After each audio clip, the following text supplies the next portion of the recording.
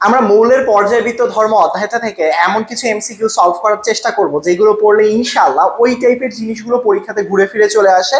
তুমি মনে করো না যে ধরো আমি যে এমসিকিউ গুলো সলভ করবো হুবাহু আসবে, হ্যাঁ এই টাইপের আসবে, হয়তো বা হুবাহু চলেও আসতে পারে, আমি তো আসলে প্রশ্ন দেখিনি। সুতরাং বিগত বছরের প্রশ্ন অ্যানালাইসিস করে যেই যেই টাইপগুলো থেকে যেই যেই টপিকগুলো থেকে প্রশ্ন আসে সেগুলোই রেখেছি ইনশাআল্লাহ। চলো এই ক্লাসগুলো এই টপিকের পড়াগুলো কমপ্লিট করে ফেলে। চলো আমরা এখন মৌলের পর্যায়বৃত্ত ধর্ম পড়বো। প্রথমে দেখো বলেছে পর্যায় সারণীর কোন গ্রুপের মৌলগুলো তীব্র জারক। আচ্ছা তীব্র জারক মানে কি জানো? তীব্র জারক মানে হচ্ছে যারা সহজে ইলেকট্রন গ্রহণ করতে চায়। কি গ্রহণ করতে চায়? উত্তর হচ্ছে ইলেকট্রন গ্রহণ করতে পারে যারা। সবসময় মনে রাখবা গ্রুপ 17 মৌলগুলো তারা সব থেকে কাছাকাছি হ্যালোজেন অর্থাৎ নিষ্ক্রিয় গ্যাসের কাছাকাছি আছে। তারা চায় কোনোভাবে টুপ করে একটা ইলেকট্রন গ্রহণ করে 18 অর্থাৎ নিষ্ক্রিয় গ্যাসের মতো অবস্থা লাভ করতে। যার কারণে আমরা বলবো এটা গ্রুপ কত? অবশ্যই গ্রুপ 17তম হবে। এর থেকে একটু কম হইলে গ্রুপ 16, যদি 17 অপশনে না থাকতে 16, 16 অপশনে না থাকতে 15, বাট 17ই থাকে আর কি। সব থেকে বেশি হচ্ছে জারক হচ্ছে 17, আর সব থেকে বেশি বিজারক হচ্ছে গ্রুপ 1। জারক হচ্ছে গ্রুপ 1, বিজারক হচ্ছে গ্রুপ 1। কেন গ্রুপ 1 বিজারক? কারণ তারা খুব তাড়াতাড়ি ইলেকট্রন ত্যাগ করে দিতেছে, মানে চায় আর কি। বুঝতে পারছো আশা করি। তার পরবর্তীতে এই আমি প্যারা খাইও না, স্লাইডটা ইনশাল্লাহ দিয়ে দিব। স্লাইডটা হচ্ছে ডিসক্রিপশন বক্সে চলে গেলে ইনশাল্লাহ এটার পিডিএফটা পেয়ে যাবে। এটা নিয়ে প্যারা খাওয়ার কোনো কিছুই নাই। পরবর্তীতে দেখো পর্যায় সারণীতে বেরিলিয়ামের সাথে কর্ণ সম্পর্ক। সবসময় মনে রাখবা কোনো কারোর সাথে যদি তোমাকে কর্ণ সম্পর্ক বের করতে বলে ওইটার পারমাণবিক সংখ্যার সাথে 9 যোগ করে দিবা। অর্থাৎ তুমি এখানে খেয়াল করো বেরিলিয়ামের পারমাণবিক সংখ্যা কত? Hydrogen, helium, lithium, beryllium. বেরিলিয়ামের হচ্ছে 4, তাহলে টোটাল যোগ করলে কত আসে হচ্ছে 13। 13তম পরমাণুটার নামটা কি? উত্তর হচ্ছে অ্যালুমিনিয়াম। তাহলে এটার উত্তর হচ্ছে অ্যালুমিনিয়াম। শুধুমাত্র কি করবা? যাদের পারমাণবিক সংখ্যা 9 এর থেকে বেশি তাদের সাথে 9 যোগ করবা। যাদের পারমাণবিক সংখ্যা 9 এর থেকে কম, সরি যাদের পারমাণবিক সংখ্যা 9 এর থেকে বেশি, যদি তোমাকে বলতো অ্যালুমিনিয়ামের কর্ণমৌল কোনটা, তাহলে অ্যালুমিনিয়ামের পারমাণবিক সংখ্যা কত? 13 না? তার মানে এটা পারমাণবিক সংখ্যা 9 এর থেকে বেশি, তাই আমি এটাকে 9 বিয়োগ করব, অর্থাৎ 4। অর্থাৎ বেরিলিয়াম হচ্ছে তার হচ্ছে কর্ণমৌল, কারণ বেরিলিয়ামের পারমাণবিক সংখ্যা হচ্ছে 4। সো 9 এর থেকে বেশি পারমাণবিক সংখ্যা হলে 9 বিয়োগ করব, 9 এর থেকে কম পারমাণবিক সংখ্যা যেমন বেরিলিয়াম আমরা 9 যোগ করে দিব, উত্তরটা বেরিয়ে যাবে খুব সুন্দরভাবে। তার পরবর্তীতে দেখো পরবর্তীতে বলছে এইভাবেও তোমরা কর্ণ সম্পর্ক মুখস্থ রাখতে পারো, বাট মুখস্থ করার কোনো দরকার নেই। এটার কর্ণ সম্পর্ক এইটা, এইটার কর্ণমৌল এইটা, জাস্ট পারমাণবিক সংখ্যার সাথে তুমি 9 যোগ করে দিলেই হবে। হ্যাঁ, সো এখন দেখো তার পরবর্তীতে এখানের মধ্যে M3+ 23টা ইলেকট্রন থাকলে কি জিজ্ঞেস করেছে? M3 আয়নে 23টা ইলেকট্রন থাকলে এম এর পারমাণবিক সংখ্যা কত? মজার বিষয় দেখো M3+ মানেটা কি? আমরা যখন কারো পারমাণবিক সংখ্যা হিসাব করব এইভাবে হিসাব করবো। দেখো M3+ মানে কি? সে আসলে এম 3টা ইলেকট্রন ত্যাগ করে দিয়ে কি হয়েছে? M3+ পরিণত হয়েছে। তার মানে আমার তো আসলে M3+ এর হিসাব করতে হবে না, বলছে এম এর পারমাণবিক সংখ্যা, মানে এক্স্যাক্টলি এম এরটা হিসাব করতে হবে। তাহলে M3+ যেহেতু 3টা ইলেকট্রন বের করে দিয়েছে, তাকে যদি আমি M3+ এর সাথে যদি আমি 3টা ইলেকট্রন যোগ করে দেই তাহলে তো এম পাওয়া যাচ্ছে। মানে বিষয়টা খুবই সোজা, জেনারেলি চিন্তা করো ভাই। এম মানে কি? এম এর মানে এম 3+ হয়েছে মানে কি 3+ এর সময় তার 3টা ইলেকট্রন বেরিয়ে গেছে, রাইট? তো 3টা ইলেকট্রন বেরিয়ে গেলে এম মানে কি? তার এখন তার ইলেকট্রন কয়টা? M3+ এর 23টা। তাহলে আগে যখন সে এম ছিল তখন তার ইলেকট্রন কয়টা ছিল? 26টা। M3+ এর যদি হয় 23টা তাহলে এম এর হবে 26টা, কারণ 3টা ইলেকট্রন তো এম তো আর ত্যাগ করে নাই, M3+ ত্যাগ করেছে, রাইট? তাহলে 26টা ইলেকট্রন বিশিষ্ট পরমাণুর নামটা কি? উত্তর হচ্ছে আয়রন। তাহলে এখানে কোনটা? আয়রন। এই যে দেখো 26।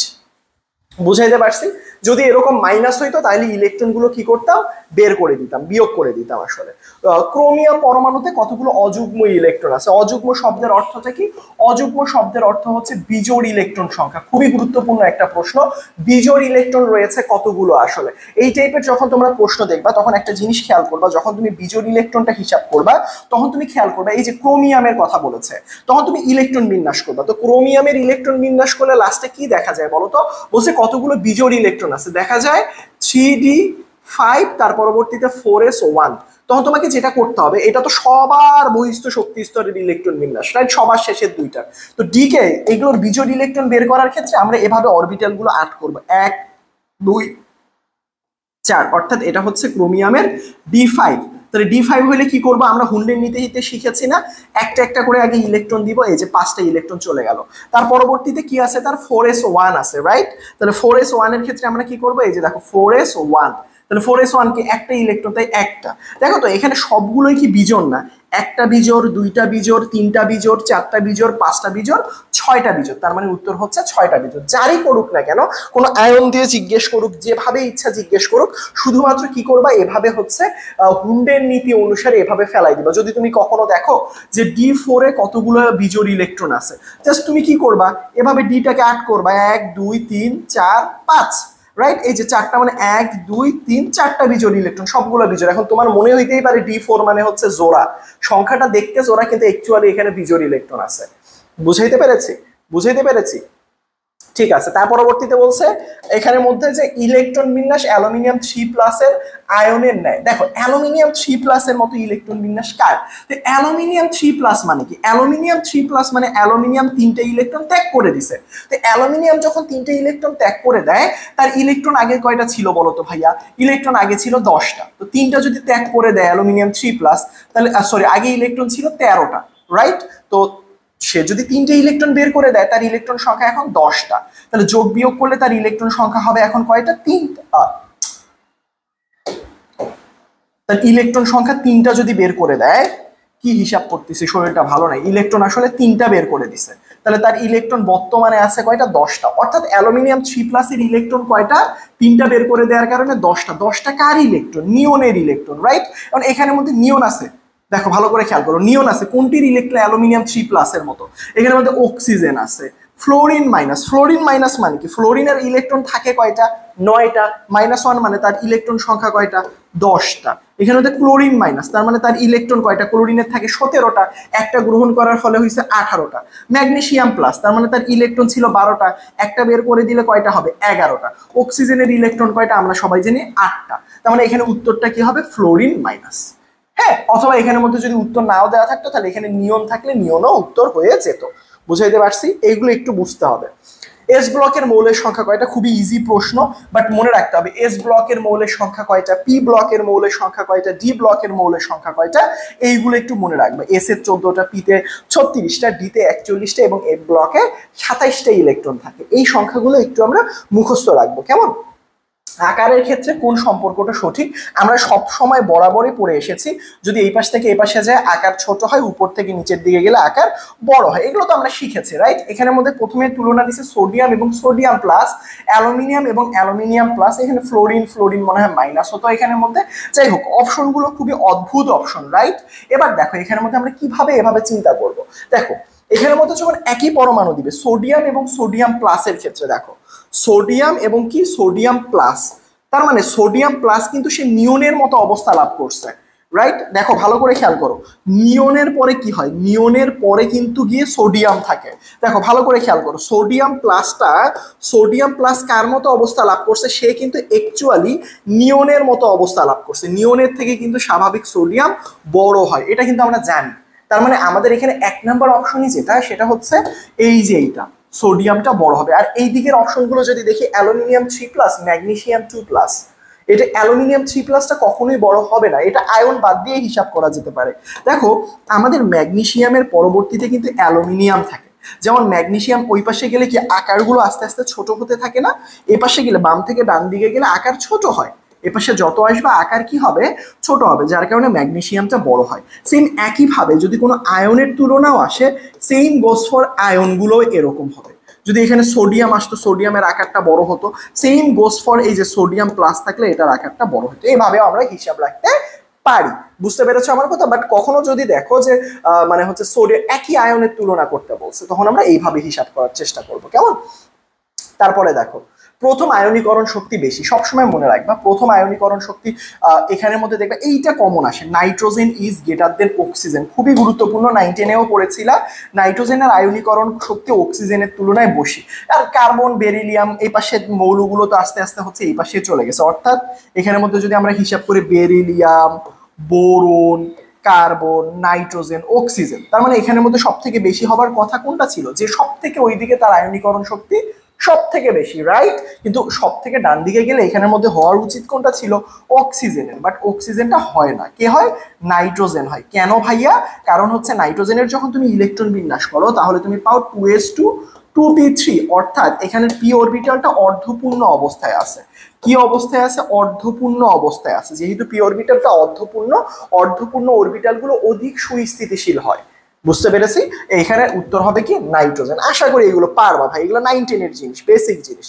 ঠিক আছে, ঠিক আছে, এই যে এইটা 9 10 এর বেসিক জিনিস, প্যারা খাওয়ার দরকার নেই, এটা আমি পিডিএফটা দিয়ে দেবো। ইলেকট্রন আসক্তির ক্ষেত্রে কোন ক্রমটা সঠিক? সবসময় মনে রাখবে ইলেকট্রন আসক্তির ক্ষেত্রে উপর থেকে নিচের দিকে গেলে আসক্তি আসলে কমে যায়, এপাশ থেকে এপাশে গেলে বাড়ে। তাহলে এই উপর থেকে নিচের দিকে গেলে কি হয় ভাইয়া? কমে। আর ইলেকট্রন আসক্তি এই দিকে গেলে কি হয়? বাড়ে। এগুলো আমরা সবাই পারি, রাইট? এবার দেখো উপর থেকে নিচের দিকে গেলে যেহেতু কমে, তাহলে ফ্লোরিন, ক্লোরিন, ব্রোমিন এবং আয়োডিনের মধ্যে সব থেকে বেশি উপর যত নিচে যাবা তত কমবে। তার মানে ফ্লোরিনেরটা তো সব থেকে বেশি হওয়া উচিত, তারপর ক্লোরিন, তারপর ব্রোমিন, তারপর আয়োডিন। কিন্তু এটা হয় না। আমরা জানি যাহা কিছু ব্যতিক্রম তাহা কিছুই পরীক্ষায় আসে। এই দুইটার একটু পার্থক্য হয়। কেন পার্থক্য হয়? কারণ হচ্ছে এই ক্লোরিনের আসলে ইলেকট্রন ঘনত্বটা কম, ইলেকট্রনের মধ্যে বিকর্ষণ কম। কিন্তু ফ্লোরিনের দেখবা ইলেকট্রন বিন্যাস করলে হয় 2s2 2p5, আর এর ইলেকট্রন বিন্যাস করলে দেখবা 3s2 3p5 হয়, রাইট? এটা কিন্তু সিকিউতেও আসে। কেমন? তো এর আসলে দেখো 2 নাম্বার কক্ষপথ কিন্তু ছোট কক্ষপথে 7টা ইলেকট্রন থাকে, আর এটা 3 নাম্বার কক্ষপথে 7টা ইলেকট্রন থাকে। তার মানে কার কক্ষপথটা ছোট? এই যে ফ্লোরিনের কক্ষপথটা ছোট, রাইট? তাহলে যার কক্ষপথ ছোট সেখানে ইলেকট্রন ঘনত্বটা তুলনামূলকভাবে বেশি হয়। তো ইলেকট্রন ঘনত্ব বেশি হলে ইলেকট্রনদের মধ্যে বিকর্ষণ শুরু হয়, সেখানে ইলেকট্রন আসলে বাহির থেকে প্রবেশে বাধাগ্রস্ত হয়, যার কারণে ইলেকট্রনের প্রতি আকর্ষণটা কমে যায়। এই কারণে বলা হয় আসলে এই দুইটার মধ্যে যেহেতু ক্লোরিনের আকারটা একটু বড়, এর ইলেকট্রনের বিকর্ষণগুলো কম, যেহেতু এটা 3 নাম্বার কক্ষপথ, যার কারণে এখানে হয় কি জানো? ক্লোরিন, তারপর হয় ফ্লোরিন, তারপর হয় ব্রোমিন, তারপরে হয় আয়োডিন। বুঝাইতে পারছি? তাহলে ক্লোরিন, ফ্লোরিন, এই যে দেখো এখানের মধ্যে কি হবে? Chlorine, fluorine, bromine, iodine. বুঝাইতে পারছি? Chlorine, fluorine, bromine, iodine. ঠিক আছে, এটা একটু পড়বা। এই যে এই কারণগুলো যখন আমি তোমাদেরকে দিয়ে দিব, এই জিনিসগুলো পড়ে, এগুলো সিকিউতেও আসে। হ্যালোজেন হ্যালাইডের অণুগুলোর মেরুর প্রবণতা ক্রম, আসলে এইটার মেরুর প্রবণতা ক্রম ডিপেন্ড করে আসলে তড়িৎ ঋণাত্মকতার উপরে। তড়িৎ ঋণাত্মকতা কিসের উপর? তড়িৎ ঋণাত্মকতা। মেরু মানে যত বেশি তড়িৎ ঋণাত্মক হবে তত বেশি পরিমাণ ধনাত্মক এবং ঋণাত্মক প্রান্তের সৃষ্টি হতে পারবে। এইটাই বলছে মেরু, মানে ধনাত্মক মেরু এবং ঋণাত্মক মেরু, অর্থাৎ দুইটা প্রান্ত। তো আমরা সবসময় মনে রাখবো উপর থেকে নিচের দিকে গেলে তড়িৎ ঋণাত্মকতার মান আসলে কমে, এটা আমরা সবাই জানি। তাহলে এখানে যখন আমরা খেয়াল করব ফ্লোরিন, ক্লোরিন, ব্রোমিন, আয়োডিন, তাহলে সব থেকে কম কার? এখানে কোনো ব্যতিক্রম নাই, এটার ব্যতিক্রম ছিল ইলেকট্রন আসক্তিতে। বাট এটার ক্ষেত্রে কি হবে? ফ্লোরিনের তড়িৎ ঋণাত্মকতা বেশি, তারপর ক্লোরিনের, তারপর ব্রোমিনের, তারপর হচ্ছে আয়োডিনের, রাইট? তার মানে এখানের মধ্যে আমরা কি লিখতে পারি দেখো তো? সবগুলোর ক্ষেত্রে কমন হাইড্রোজেন। এই যে hydrogen fluoride, hydrogen chloride, hydrogen bromide, hydrogen iodide. এই যে তার মানে উত্তর কি হবে? Hydrogen fluoride, chloride, bromide, iodide. উত্তর কোনটা? উত্তর হচ্ছে এইটা। বুঝাইতে পেরেছি? আচ্ছা ঠিক আছে। তার পরবর্তীতে দেখো নিচের কোন যৌগে পাই বন্ধন আছে? সবসময় মনে রাখবা যেখানে কার্বন কার্বন দ্বিবন্ধন মানে ডাবল বন্ধন যেখানে থাকে সেখানেই পাই বন্ধন থাকে। তো প্রথম option carbon die oxide. Carbon die অক্সাইডের সংকেতটা হচ্ছে এরকম। তো যেখানে ডাবল বন্ধন থাকে সেখানেই পাই বন্ধন থাকে। যেহেতু এখানে ডাবল বন্ধন আছে তার মানে এখানে পাই বন্ধন আছে। ডাবল বন্ধন মানে এখানের মধ্যে পাই বন্ধন আছে। আমি বুঝাইতে পারছি? তার মানে এটার উত্তরটা কি হবে? Carbon die oxide. বুঝাইতে পারছি? Very good. তার পরবর্তীতে দেখো পর্যায় সারণীর কোন শ্রেণীর মৌলকে চ্যালকোজেন বলা? এগুলো মনে রাখবে। হ্যালোজেন বলা হয় 17 নাম্বার গ্রুপের মৌলকে, চ্যালকোজেন বলা হয় 16 নাম্বার গ্রুপের মৌলকে। নিকটোজেন আসতে পারে পরীক্ষায়, কোন গ্রুপের মৌলকে নিকটোজেন বলা হয়? গ্রুপ নাম্বার হচ্ছে 15 নাম্বার গ্রুপের যে মৌলগুলো নাইট্রোজেন, তারপর হচ্ছে ফসফরাস, হ্যাঁ, আর্সেনিক, এই যে মৌলগুলো আছে এদেরকে নিকটোজেন অথবা শ্বাসরোধকারী, মানে এগুলো দিয়ে শ্বাসরোধ করে মানুষকে মারা সম্ভব আসলে। এদেরকে কি বলা হয়? এদেরকে বলা হয় নিকটোজেন। কোনটা কি বলা হচ্ছে এটা একটু মনে রাখতে হবে। কেমন? নিচের যুগলে অষ্টক সম্প্রসারণ ঘটতে পারে। সব সময় মনে রাখবা যাদের আসলে ডি ব্লক মানে যত বেশি অধাতুর দিকে যাব, অর্থাৎ দেখবা যখন তুমি ওই যে সিলিকন হাইড্রোক্সাইড গঠন করছো না, ওই যে পড়ছো না, এটা সিকিউতে আসে, এটা আসলে অষ্টক সম্প্রসারিত যৌগ। আবার ফসফরাস পেন্টাক্লোরাইড, এটা আসলে অষ্টক সম্প্রসারিত যৌগ। তার মানে এই যে এটা কিন্তু আমি পড়ানোর সময় বুঝিয়ে দিয়েছিলাম থিওরিতে। কেমন? এইগুলো আসলে কি হয়? অষ্টক সম্প্রসারিত হয়। কি হয়? অষ্টক সম্প্রসারিত হয়। তার পরবর্তীতে দেখো নিচের কোনটা আর্দ্র বিশ্লেষিত হয়? আর্দ্র বিশ্লেষণের একটা মূল সূত্র হয় হ্যাঁ, আদ্র বিশ্লেষণের একটা মূল শর্ত হচ্ছে ফাঁকা ডি ব্লক থাকতে হবে, ফাঁকা ডি ব্লক থাকতে হবে। এখানে কার্বনের দেখবা ফাঁকা ডি ব্লক নাই, এটা আউট। সোডিয়ামের ক্ষেত্রে সে ইলেকট্রন ত্যাগ করে দেয়, যার কারণে সে নিয়নের মতো অবস্থা লাভ করে, যার কারণে এটা 2 নাম্বার কক্ষপথ, এটা আউট। কার্বনের নাই ডি অরবিটাল, আউট। কিন্তু সিলিকনের দেখো ফাঁকা ডি অরবিটাল থাকে। কেন ভাই? এটা তো ইলেকট্রন বিন্যাসে তো ডিতে ইলেকট্রন যায় না, দরকার নাই তো। 3s2 3p2, বাট 3d তো থাকে, অ্যাটলিস্ট 3d তো থাকে। 3d থাকলেই আসলে হচ্ছে গিয়ে ডি থাকলেই সেটা আদ্র বিশ্লেষিত হয়, যার কারণে উত্তর হয় সিলিকন টেট্রা ক্লোরাইড, রাইট? আচ্ছা, দ্বৈতকার অণু মনে রাখবা সবসময়। কার্বন ডাই অক্সাইডকে আসলে, আচ্ছা কার্বন ডাই অক্সাইড না, silicon die oxide, silicon die অক্সাইডকে দ্বৈতকার অণু বলা হয়, কারণ এটা বালু, বালু পড়েছ না? দ্বৈতকার অণুর এই সংকেত, এটা কিন্তু সিকিউতে আসে। অনেকগুলো সিলিকন পাশাপাশি যুক্ত হয় এভাবে, অনেকগুলো সিলিকন, বইয়ের মধ্যে একটা স্ট্রাকচার আছে না, অনেকগুলো সিলিকন আসলে পাশে এভাবে যুক্ত হয়, হয়ে দ্বৈতকার একটা বিশাল আকৃতির একটা অণু গঠন করে। বুঝাইতে পারছি? বিশাল আকৃতির একটা অণু গঠন করে। কি করে? বিশাল আকৃতির অণু গঠন করে। কি করে? বিশাল আকৃতির অণু গঠন করে। কেমন? এই যে, এই তো হয়ে গেল, এই তো হয়ে গেল। এইটাই হচ্ছে বৃত্তাকার অণু। এই জন্য সিলিকন ডাইঅক্সাইডকে কি বলা হয়? দ্বৈতাকার অণু বলা হয়। কেমন? আচ্ছা ঠিক আছে। তার পরবর্তীতে কোন যৌগটি সম্ভব না? সবসময় মনে রাখবা, পরীক্ষার মধ্যে কমন একটা জিনিস আসে, NCl5 সম্ভব হয় না। এটা কমন একটা জিনিস, কারণ নাইট্রোজেনের ডি অরবিটাল নাই, ডি অরবিটাল নাই, আসলে ডি অরবিটাল নাই, যার কারণে আসলে NCl5 সম্ভব হয় না। এটা একটু, এগুলো আমরা জানি, এগুলো 9-10-এও পড়ে এসেছিলাম, রাইট? সো 9-10-এর এগুলো একদম বেসিক জিনিস। তার পরবর্তীতে যদি আমরা দেখি, কোন নিষ্ক্রিয় গ্যাসটি পি ব্লকের না? খুবই ভালো একটা প্রশ্ন। নিষ্ক্রিয় গ্যাসগুলোর মধ্যে কি আছে? হিলিয়াম আছে, তারপরে নিয়ন আছে, আর্গন আছে, ক্রিপ্টন আছে, রাইট? অনেক কিছু আছে। বাট দেখবা হিলিয়ামের ইলেকট্রন বিন্যাসী হচ্ছে 1s2, অর্থাৎ তার এখানের মধ্যে দেখো তো পি ব্লক নাকি এটা এস ব্লক মৌল। সর্বশেষ ইলেকট্রনটা যেই ব্লকে প্রবেশ করে তাকে সেই ব্লক মৌল বলা হয়। হিলিয়ামের সর্বশেষ শক্তি স্তরের ইলেকট্রনটা এস ব্লকে প্রবেশ করেছে, যার কারণে এটা আসলে এস ব্লক মৌল, নট পি ব্লক। যার কারণে এটা কি হবে? এটা হচ্ছে হিলিয়াম হয়ে যাবে। কি হয়ে যাবে? উত্তর হচ্ছে হিলিয়াম হয়ে যাবে। কেমন? আচ্ছা, তার পরবর্তীতে দেখো, নিচের কোন মৌলটি জারণ সংখ্যা সর্বোচ্চ হতে পারে? সবসময় মনে রাখবো ভাইয়া, জারণ সংখ্যা, ডি ব্লকের মৌলের পরিবর্তনশীল জারণ অবস্থা থেকে প্রশ্ন আসতে পারে।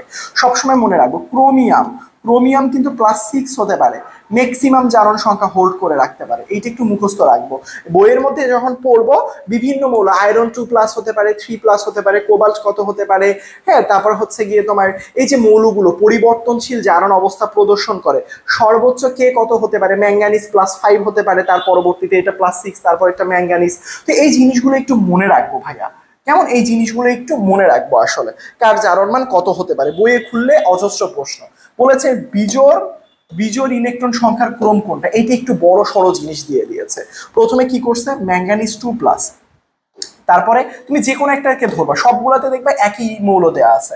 এখন তুমি যখন ম্যাঙ্গানিজ 2+ এর ইলেকট্রন বিন্যাস করবা, তাহলে স্বাভাবিক ম্যাঙ্গানিজের তুমি আগে ইলেকট্রন বিন্যাস করো। ম্যাঙ্গানিজ কত জানো? Scandium, titanium, vanadium, chromium, manganese. Manganese হচ্ছে 25।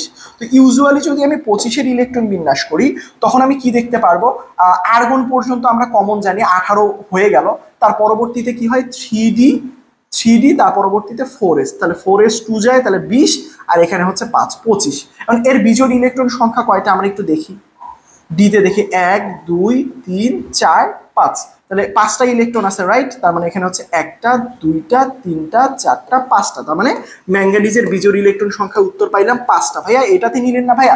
এসে দেখো, এটা তো কমন সেন্স। 4s2 মানে কি? এখানে তো জোড়া ইলেকট্রন, এটা তো বিজোড়া না, তার মানে এর হচ্ছে জোড়া। তারপরে দেখে আয়রন 2+ দেওয়া আছে। আর আরেকটা কথা হচ্ছে এখানে মধ্যে মজার বিষয়, সেটা হচ্ছে ম্যাঙ্গানিজ কিন্তু 2+ বলে দিছে। 2+ মানে কি? 2+ মানে 2টা ইলেকট্রন ত্যাগ করে দিবে, তার মানে 4s কত হয়ে যাবে? 4s 0, এটা হিসাবেই আসবে না, 4s 0 হবে। তার পরবর্তীতে দেখো আয়রনের কথা বলে দিয়েছে। আয়রন কত? 2+। শুধুমাত্র আয়রনের যদি ইলেকট্রন বিন এভাবে করবা, সবটা করবা না, আর্গন পর্যন্ত গেলেই 18। তারপরে 18-র পরে হিসাব কি আসে? 3d আসে হচ্ছে গিয়ে তোমার 6, তার পরবর্তীতে আসে 4s2, রাইট? আয়রন 2+ মানে কি? আয়রন 2+ মানে এই 2টা ইলেকট্রন ত্যাগ করে দিছে, এই 2টা ইলেকট্রন নাই। তাহলে এই 6টা ইলেকট্রনের যদি তুমি এখানের মধ্যে করো 1 2 3 4 5, 6টা ইলেকট্রনকে দিলে কি হবে? একটা, দুইটা, তিনটা, চারটা, পাঁচটা, ছয়টা, তাহলে বিজোড় ইলেকট্রন কয়টা? এটা তো জোড়া। একটা, দুইটা, তিনটা, চারটা, তাহলে এখানে ইলেকট্রন, বিজোড় ইলেকট্রন কয়টা? উত্তর হচ্ছে চারটা। তারপরে দেখি ক্রোমিয়াম 3+, তো স্বাভাবিক ক্রোমিয়াম কি হয়? আর্গন পর্যন্ত যায়, তাহলে এটা তো ব্যতিক্রম ইলেকট্রন বিন্যাস 3d5 4s1, তাহলে এখানে কয়টা ইলেকট্রন ত্যাগ করেছে? তিনটা। তাহলে তিনটা ত্যাগ করব কিভাবে ভাইয়া?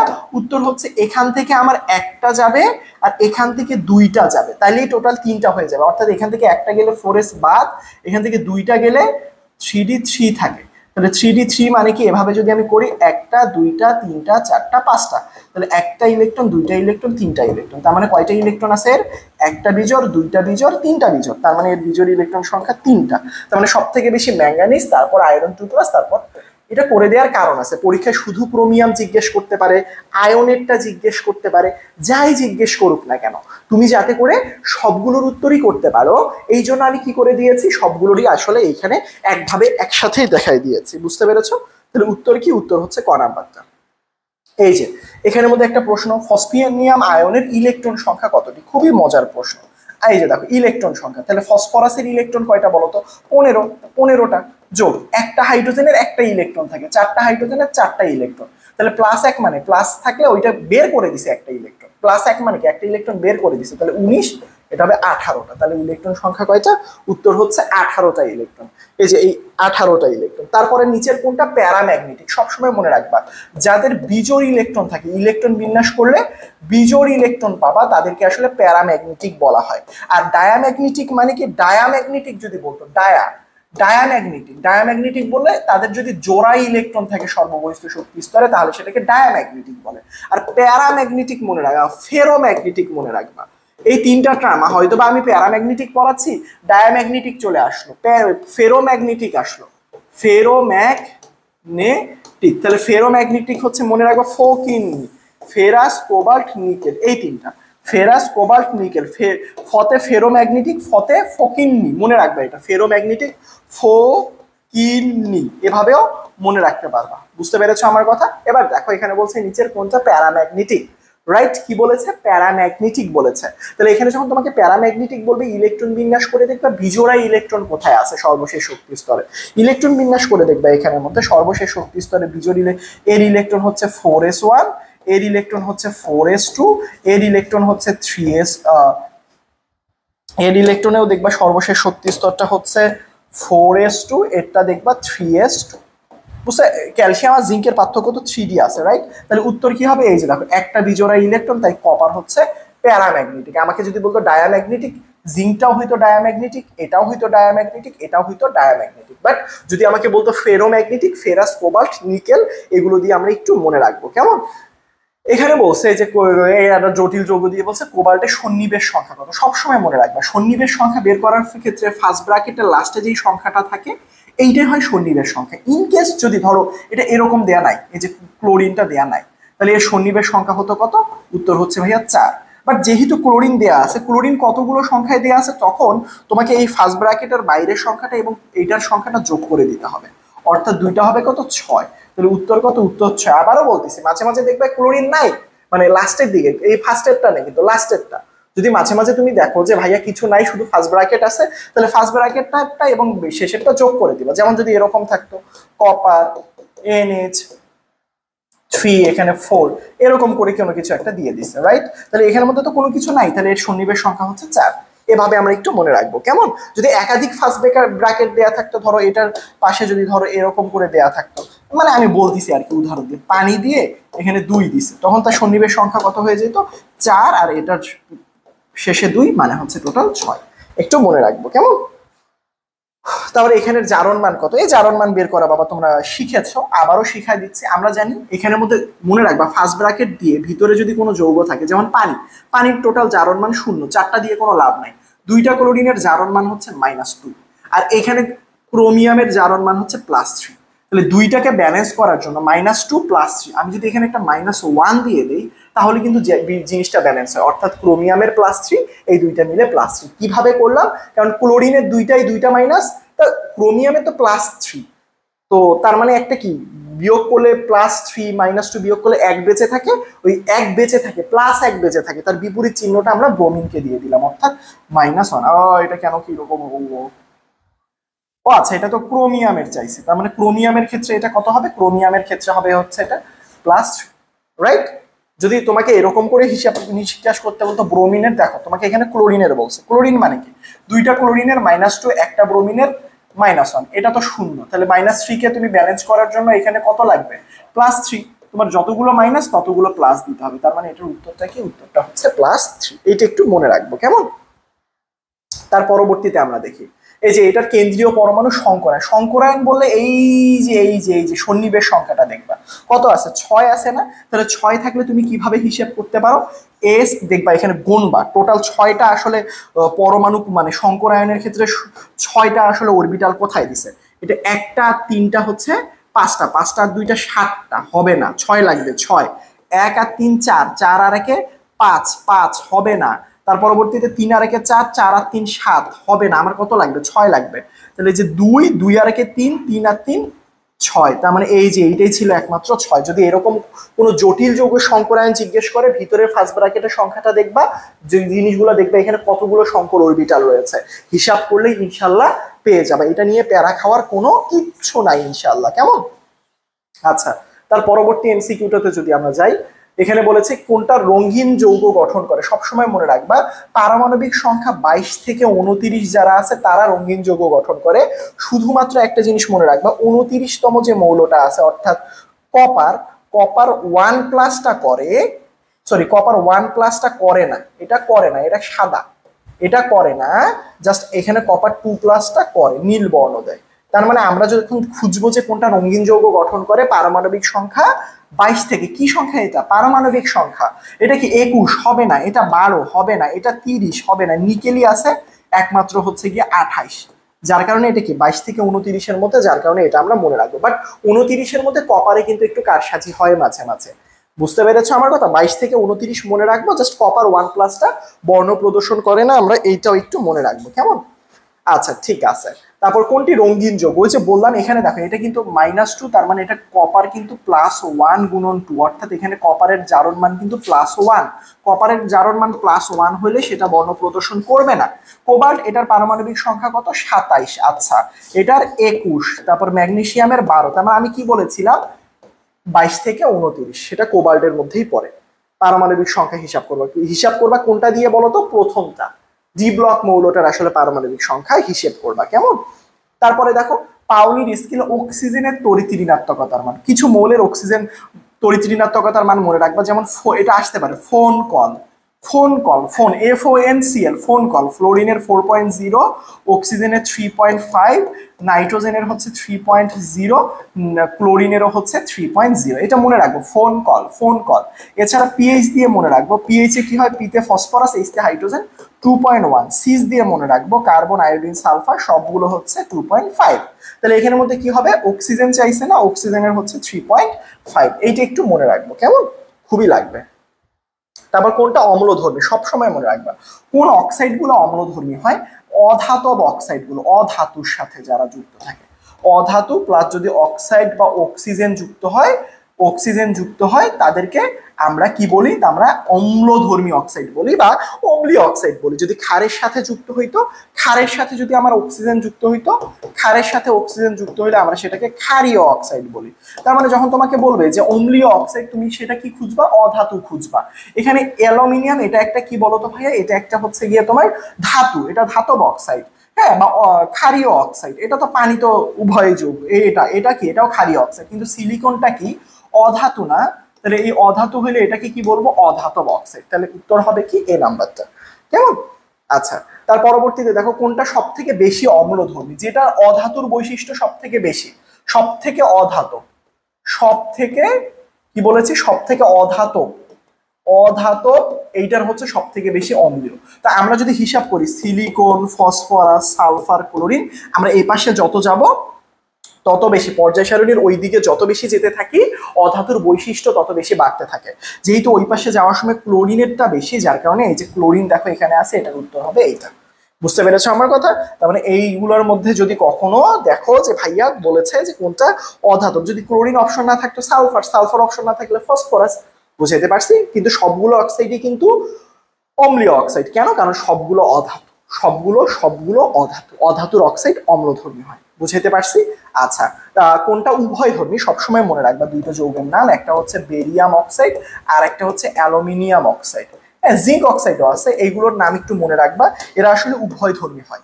জিঙ্কটা আসে না, বাট এই দুইটা মনে রাখবা, বেরিলিয়াম আর অ্যালুমিনিয়াম অক্সাইড, এরা হচ্ছে উভয় ধর্মী। হ্যাঁ, উভয় ধর্মী অক্সাইড। তারপরে হচ্ছে গিয়ে তোমার আমরা অপশন যদি বলি, এই যে এই দুইটা সংকরায়ন কততে ঘটে। দেখো, সংকরায়ন যখন হিসাব করতে বলবে, আমরা সুন্দর একটা শর্টকাট সূত্র শিখেছি না, মনে আছে?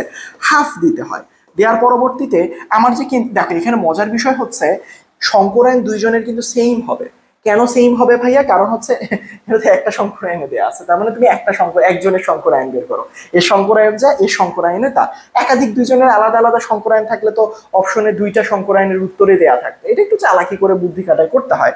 তো এই যে NH4+ এর কথা যদি আমি বলি, তাহলে এখানে কেন্দ্রীয় পরমাণুটা দেখবো নাইট্রোজেন, যেটা সংখ্যায় সব থেকে কম যৌগের মধ্যে, তাকেই তুমি আপাতত সুবিধার্থে কেন্দ্রীয় পরমাণু ধরে নাও। নাইট্রোজেনের সর্বশেষ শক্তি স্তরের ইলেকট্রন কয়টা? 5টা। ইলেকট্রন বিন্যাস করো, দেখবা মিলে গেছে। প্লাস একযোজী পরমাণুর সংখ্যা, তাহলে এখানে একযোজী পরমাণু কি হাইড্রোজেন, তার হাইড্রোজেন কয়টা আছে? 4টা, এই যে 4। যদি কখনো এখানে প্লাস থাকে, ওই সংখ্যাটা আমি মাইনাস করে দিব, এই যে -1। মাইনাস থাকলে প্লাস করে দিব, প্লাস থাকলে মাইনাস করে দিব, তাহলে এখানে কি হবে? হাফ, 4 আর 5 9, 9 এখানে হচ্ছে 8, তাহলে এখানের মধ্যে কত হয়? 4। এই যে 4 যদি হয়, তাহলে আমার কি গঠিত হয়? একটা এস এবং 3টা পি দিলেই তো আমার 4 মিলে যায়। কিভাবে ভাইয়া? একটা এস মানে কি? একটা অরবিটাল, 3টা পি, টোটাল কয়জন হইলো? একটা এস আর 3টা পি, একটা এস 3টা পি, টোটাল 4 জন না? তাহলে এখানের মধ্যে হবে কি? sp3। তুমি যদি এই যে PH4 এরটা মিলাও, দেখো হাফ। ফসফরাসের সর্বশেষ শক্তি স্তরের ইলেকট্রন কয়টা? ইলেকট্রন বিন্যাস করে দেখো 5টা। যোগ একযোজী পরমাণুর সংখ্যা, একযোজী পরমাণু মানে তার সর্ববহিষ্ঠ শক্তি স্তরে একটা ইলেকট্রন দিয়ে অংশগ্রহণ করে, একটা ইলেকট্রনের সাহায্যে বন্ধনে অংশগ্রহণ করে, তাদেরকে একযোজী পরমাণুর সংখ্যা বলা হয়, বা একযোজী পরমাণু বলে। হাইড্রোজেন কয়টা দিয়ে যুক্ত হয়েছে? 4টা, যার কারণে আমি এখানে 4 দিব। এখানে +1 না, +1 থাকলে -1 দিব, -1 থাকলে +1 দিব। তাহলে এখানে যোগ বিয়োগ করে দেখো, এখানে আসলে 4 আসতেছে। 4 মানে কি? একটা এস 3টা পি। উত্তরটা যদি ভাইয়া 2 আসতো, তাহলে কি হইতো? sp হইতো। উত্তর যদি 3টা আসতো, তাহলে sp2 হইতো। যদি 4টা আসতো, sp3 হইতো। মানে তুমি জাস্ট দেখো 4 মানে কি? এখানে টোটাল 4টা অরবিটাল, 3 মানে 3টা অরবিটাল, 2 মানে 2টা অরবিটাল, 5 আসলে কি হইতো? sp3 হইলো, একটা ডি চলে আসতো। 6 আসলে উত্তর কি হইতো? একটা ডি বাড়তো। এভাবে একটা একটা করে ডি বাড়াই দিব, আর কিচ্ছু না। এই যে দেখো, এখানে বলছে কোন যৌগটির কেন্দ্রীয় পরমাণু D3sp3 সংকরায়িত হলো। D3sp3 মানে কি? এটা টোটাল মানটা দেখো, টোটাল হচ্ছে ডি হচ্ছে 3টা থাকবে, এস একটা থাকবে, পি হচ্ছে এই যে দেখো ডি 3টা, এস একটা, পি 3টা, অর্থাৎ এখানে 7টা। 7টা যদি থাকে, 7কে ভাঙবো, 7কে ভাঙলে কত লেখা যায়? 5 যোগ 2। 5কে আমরা কি বলতে পারি? পঞ্চভুজীয়। 2কে দ্বিপিরামিডীয়। এই যে দেখো, পঞ্চভুজীয় দ্বিপিরামিডীয়। বুঝাইতে পারছি? যদি কখনো এরকম আসতো ভাইয়া, এরকম আসতো, যদি আমার যোগফল এরকম আসতো যে 5, যেমন হচ্ছে হ্যাঁ D2sp3, D2sp3 অথবা sp3d2। হ্যাঁ, sp3 ধরো হচ্ছে আমাদের সংকরায়ন যদি এরকম কখনো আসতো, এরকম কখনো আসতো, এরকম, তাহলে এখানে টোটাল যোগ করলে তুমি পাইতা DsP2। আল্লাহ, 5 মানে কি? 5 মানে এরকম। যেমন এটা আসে কার? এটা আসে ফসফরাস পেন্টাক্লোরাইড। তুমি হিসাব করে দেখো, ফসফরাস সর্ববহিষ্ঠ শক্তি স্তরে ইলেকট্রন কয়টা? 5টা। 5টা। ক্লোরিন, ক্লোরিন কি করে? একটা ইলেকট্রনের সাহায্যে বন্ধনে অংশগ্রহণ করে। কয়জন আছে? 5 জন। এই যে 5, তাহলে টোটাল 10 ভাগ হচ্ছে 2। যতগুলো আসলে ইলেকট্রনের সাহায্যে অংশগ্রহণ করে বন্ধনে, তাদেরকে বলা হয় কি বলতো? একযোজী। যদি একটা ইলেকট্রনের সাহায্যে বন্ধনে অংশগ্রহণ করে, তাহলে এখানের মধ্যে আমি যদি 5 দেখি, তাহলে 5-এর সেক্ষেত্রে দেখো তো 5কে কিভাবে ভাঙা যায়? DsP3। তাহলে 5কে ভাঙবে এরকম, 3 + 2। দেখো, 3তে ত্রিকোণাকার, 2তে হচ্ছে দ্বিপিরামিডীয়। ত্রিকোণাকার, দ্বিপিরামিডীয়। 7 আসছে পঞ্চভুজীয়, 5তে হচ্ছে পঞ্চভুজীয়, 2তে হচ্ছে দ্বিপিরামিডীয়। এটার যদি একটা উদাহরণ দেন ভাইয়া যৌগের, এই উদাহরণ হচ্ছে IF7। এটা সংকরায়ন করে দেখো। দেখো এই যে সূত্র, দেখো হাফ বসাইলাম। আয়োডিনের সর্বশেষ শক্তি স্তরে ইলেকট্রন 7টা। একযোজী পরমাণু ফ্লোরিন। কেন? ফ্লোরিন সর্বশেষ শক্তি স্তরে একটা ইলেকট্রনের সাহায্যে বন্ধনে অংশগ্রহণ করে। তাহলে এখানে দিব কত? 7। তাহলে 14। 14 থেকে যদি আমি 2 ভাগ বাদ দিই, তাহলে হচ্ছে 7। এই যে 7কে ভাঙলে 5 যোগ 2 করতে পারি। কেমন? আচ্ছা, তার পরবর্তীতে দেখো CH3 কার্বনে কোন সংকরে? এটা হচ্ছে একটা এসিটিলিন যৌগ, কার্বন কার্বন ত্রিবন্ধন। এই যে দেখো এসিটিলিন, এখানের মধ্যে কোন প্রকার সংকরণ, এই যে দেখো কার্বনে যখন যদি 3 বন্ধন থাকে তাহলে সংকরায়ন ঘটে sp, কার্বন কার্বন দ্বিবন্ধন থাকলে হয় sp2, কার্বন কার্বন সিঙ্গেল বন্ধন থাকলে হয় কি sp3। এগুলো একটু মনে রাখবো কেমন। তার মানে এখানে সংকরায়ন কি হবে, sp হবে কেমন। হ্যাঁ এটা হবে না, এটা হবে না, এটা বুঝতে পারছি। এদের বন্ধন কোণের ক্রম, এটা দেওয়ার কারণ হচ্ছে ভাইয়া একটা জিনিস মনে রাখবা, সেটা হচ্ছে সবগুলো যৌগেরই বন্ধন কোণ মনে রাখতে হবে, মুখস্থ রাখতে হবে। আমরা যদি মিথেনের কথা চিন্তা করি 100 কত ডিগ্রি হয়, 109.5 ডিগ্রি হয়। অ্যামোনিয়ার ক্ষেত্রে কত হয়, 107 ডিগ্রি হয়। তারপরে পানির ক্ষেত্রে কত হয়, 104.5 ডিগ্রি হয়। এই হাইড্রোজেন সালফাইডের কিছু জায়গায় 94 ডিগ্রি, কিছু জায়গায় 92.5 বা এরকম সামথিং, এক এক বইয়ে এক এক রকম লেখা। তার মানে এই বন্ধন কোণগুলোর মানগুলো মনে রাখতে হবে। হতে পারে পরীক্ষা আসবে মিথেনের বন্ধন কোণ কত, বলতে পারে কোন যৌগটা সব থেকে ছোট, যার বন্ধন কোণটা ছোট তাকে ছোট ধরা হয়। এখানে সব থেকে ছোট কোনটা, হাইড্রোজেন সালফাইড। সব থেকে বড় কোনটা, এটা হচ্ছে মিথেন। যেমন বলে নিচের কোনটা সব থেকে বড়, কার্বন ডাই অক্সাইড থাকে অপশনে। কার্বন ডাই অক্সাইড কত, 180 ডিগ্রি ম্যাক্সিমাম পরিমাণ 180। কার্বন ডাই অক্সাইড অপশনে থাকলে তো সব থেকে বড় কার্বন ডাই অক্সাইড।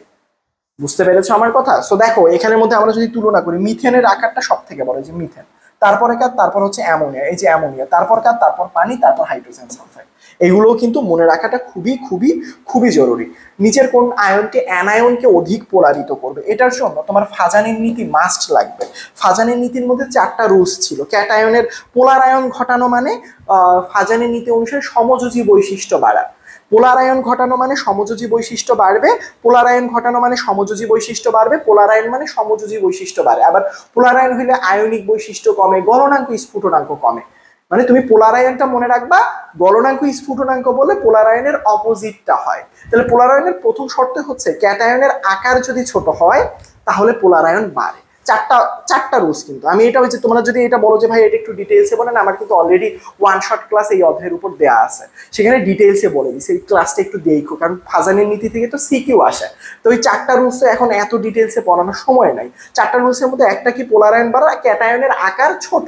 এই যে অ্যানায়নকে, এটা কি বলছে, এটা কি অ্যানায়নকে পোলারিত, কে পোলারিত, অপশন তো সব ক্যাটায়ন। তাহলে কি হবে, ক্যাটায়নের কি হতে হবে, আকার ছোট হতে হবে। কার আকার ছোট, ক্যাটায়নের আকার ছোট হতে হবে। কার আকার ছোট হতে হবে, ক্যাটায়নের আকার ছোট হতে হবে। এখানের মধ্যে ক্যাটায়নগুলোর মধ্যে আকার কার ছোট, অ্যালুমিনিয়াম 3+ এর আকার ছোট। এখন বলো ভাইয়া আকার কেমনে ছোট বড় হয়, বলবো মৌলের পর্যায়বৃত্ত ধর্মটা দেখতে হবে। কেমন, মৌলের পর্যায়বৃত্ত ধর্মটা দেখতে হবে। কোনটা যৌগে পোলারায়ন হয়েছে, পোলারায়ন কার ঘটবে, আকার যার ছোট, লিথিয়াম, বেরিলিয়াম, সোডিয়াম, ম্যাগনেসিয়াম। যদি তুমি তুলনা করো, প্রথমে এখানে লিথিয়াম থাকে, তারপরে বেরিলিয়াম থাকে, তারপরে থাকে সোডিয়াম, তারপরে থাকে ম্যাগনেসিয়াম। নিচের দিকে গেলে কি হয়, আকার বাড়ে, যার কারণে সোডিয়ামের আকার বেশি। তারপরে আমরা কি জানি, এই পাশে গেলে আকার কমে, তারপরে হচ্ছে ম্যাগনেসিয়াম, তারপরে আসে আকার হচ্ছে লিথিয়াম, তারপরে আসে বেরিলিয়াম। তার মানে বেরিলিয়ামের আকারটা সব থেকে ছোট, যার আকার ছোট তার পোলারায়ন বেশি। যেই ক্যাটায়নের আকার ছোট, ক্যাটায়ন কেন ভাইয়া, বেরিলিয়াম অ্যাকচুয়ালি থাকে বেরিলিয়াম 2+ আকারে। বুঝাইতে পারছি, ঠিক আছে। কোনটার গলনাঙ্ক সব থেকে কম, ওই যে গলনাঙ্ক কম মানে কি, পোলারায়ন বেশি। গলনাঙ্ক কম মানে পোলারায়ন বেশি, পোলারায়ন বেশি হইলে গলনাঙ্ক কম হয়। তাহলে পোলারায়ন বেশি হয় কোন ক্ষেত্রে, ক্যাটায়নের আকার ছোট, ক্যাটায়নের কি হয়, আকার ছোট হলে। কি হয়, আকার ছোট হলে। তাহলে এখানের মধ্যে ক্যাটায়নের মধ্যে আকার ছোট কোনটা দেখো, লিথিয়াম, সোডিয়াম, পটাশিয়াম, সিজিয়াম। সব থেকে আকার ছোট হচ্ছে লিথিয়ামের। তাহলে উত্তরটা কি হবে, লিথিয়াম ক্লোরাইড। কেমন,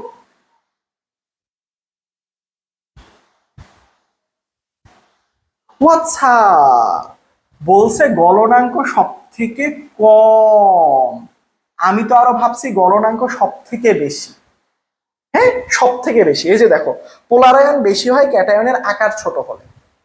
তার মানে এখানের মধ্যে দেখো আমি কি বলবো, লিথিয়াম ক্লোরাইড, তারপরে হচ্ছে গিয়ে তোমার সোডিয়াম ক্লোরাইড, তারপরে হচ্ছে গিয়ে পটাশিয়াম ক্লোরাইড, তারপর হচ্ছে সিজিয়াম ক্লোরাইড। অর্থাৎ এটা কি, এটা হচ্ছে, এটা কিসের ক্রম বলতো ভাইয়া, গলনাঙ্ক বেশির ক্রম, গলনাঙ্ক বেশির ক্রম।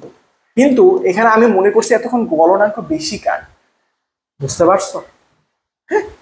গলনাঙ্ক বেশি কার, কিন্তু গলনাঙ্ক কম কার হবে, আকার তখন বড় হয়ে যাবে। সো এখানে সেম সাইজ দিয়ে দিছে, অর্থাৎ এখানে উত্তরটা কি হবে, সিজিয়াম ক্লোরাইড। উপর থেকে নিচের দিকে নামবে, উল্টাটা হবে। এর মধ্যে আমি মনে করছি গলনাঙ্ক সব থেকে বেশি, হ্যাঁ সব থেকে বেশি কার, যার পোলার আয়ন কম, যার পোলার আয়ন কি, পোলার আয়ন কম হবে, পোলার আয়ন কম হবে। উল্টাটা, বেশি কম চাইলে এটা বেশি, এটা বেশি চাইলে ওইটা কম, রাইট? এবার দেখো পোলার আয়ন এত কিছু যদি তোমার প্যারা হয় বুঝতে, সহজ একটা জিনিস বলি, এত কিছু পোলার আয়ন টোলার আয়ন বুঝতে হবে না। গলনাঙ্ক কার সব থেকে কম, কার সব থেকে বেশি, তাহলে এখানে দেখো সব থেকে কম কোনটার হবে, আকার যদি, আকার যদি বড় হয়, আকার বড়, গলনাঙ্ক কম, গলনাঙ্ক কম হয় আকার বড়, এত পোলার আয়ন লাগবে না, আকার বাড়লে গলনাঙ্ক কমে। সব থেকে আকার বড় কোনটা, সিজিয়াম, এটা হচ্ছে সিজিয়াম। আকার বাড়লে গলনাঙ্ক কমে যায়, এটা একটু মনে রাখবা। ঠিক আছে, আশা করি এই টাইপের প্রশ্নগুলো যদি সলভ করে, এছাড়া হাইড্রোজেন বন্ধন রয়েছে, কারা হাইড্রোজেন বন্ধন গঠন করে, হ্যাঁ এই টাইপের জিনিসগুলো একটু পড়বা। আমি যতগুলো এমসিকিউ দেখিয়ে দিলাম এই টাইপের এমসিকিউ পড়লে ইনশাল্লাহ এনাফ, বাট বিগত বছরের অবশ্যই টেস্ট পেপার এবং গাইড বই অবশ্যই সলভ করে যাবা। এই ক্যাটাগরির প্রশ্নগুলোই পাবা ইনশাল্লাহ। কেমন, আশা করি তোমরা সকলেই বুঝতে পেরেছো।